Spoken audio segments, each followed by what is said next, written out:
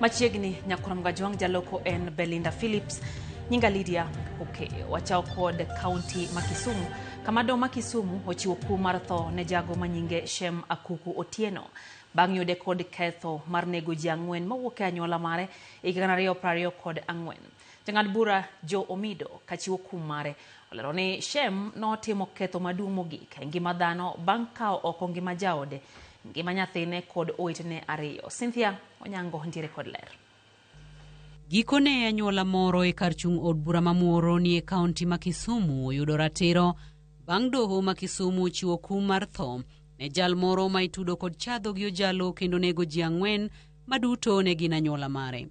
Shem Okuku Otieno nomaki dwe mar 2 higa mar 2024 katemo kao ngimane owuon bang' timo tim makochno kendo bang'e chwale osiptal mamoro ni sub-county kapok obila ogeng'one tesendo obila Makoru. Ma en bang' yangore ni nonego min ode, wuode, owadgi wuon mare kod jaode. E kinde chiwo kum mare, jang'ad bura e doho mamalo ma Kisumu Jo Omido.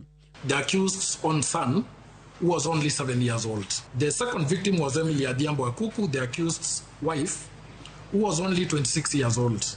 She was a young woman with her life before her and every expectation of contributing to her family and society.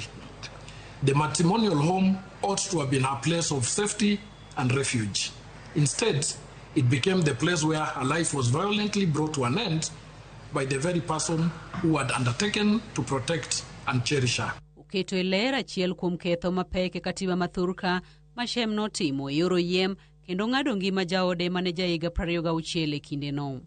Doho bende olero kaka Shem nowuondo wadgi wuon mare ni mondo chiedh kode okonye loso weche manowacho ni nitiere kinde kod owetene kapok olokore kode kendo chadhe gi beti mowito ngimane modoko chadho jaode mane tuo e kinde no. The accused deceitfully induced him to accompany him under the false pretext that 2 of his brothers were fighting over land and required his intervention.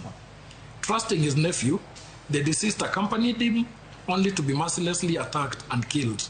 The 4th victim was Mary Kuya Otieno, aged 56 years, who was ailing and resting in her house.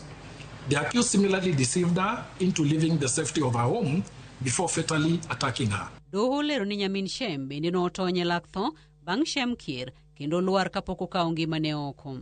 The prosecution also pointed out correctly in this court's view that the accused attempted to attack his sister, Monica Atieno, who only escaped because the accused fell while pursuing her while armed. But for that fortuitous occurrence, the death toll had been even greater.